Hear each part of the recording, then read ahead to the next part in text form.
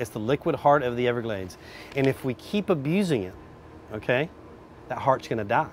Something is wrong with the plumbing in South Florida. Decades ago, the water system itself was drained and dammed and diverted, and in order to dry and bleed water off the landscape quickly. It was designed in a time where protection of the environment was not paramount in people's mind. That leads to too much phosphorus flowing into the lake. For anybody who's ever had a garden or had a house plant and you put fertilizer on it, that's phosphorus. And when the rain falls in your garden or rains in your potted plant and it comes out the bottom, it has some of that phosphorus dissolved in it. And when it flows into the lake, it's not fertilizing your plants anymore, it's fertilizing algae blooms. So, how do we fix nearly a century of drainage?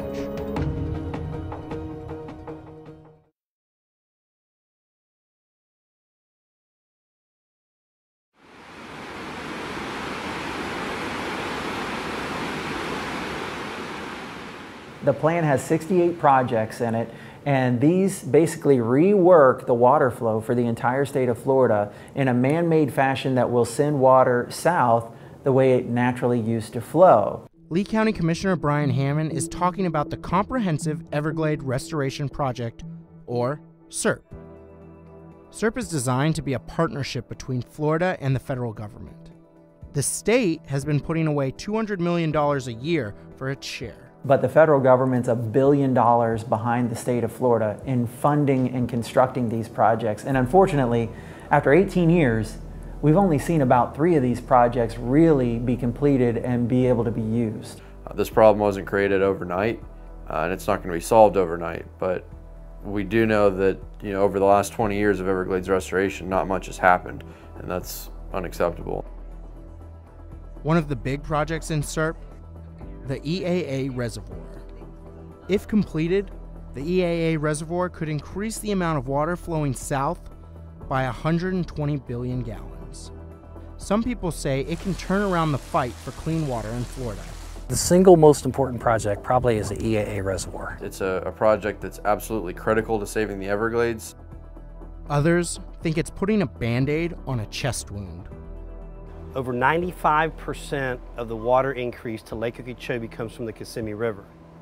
So to me, yes, we may need some reservoirs down south, we need them east and west, but our focus, our priority should be storage north. I'm not a scientist, I'm not a water expert, but when you see 95% of the water that's in Lake Okeechobee comes from the north, that is the only way, that is a source, that is the only way that we can address the real issue. The EAA is included in this year's Water Resource Development Act.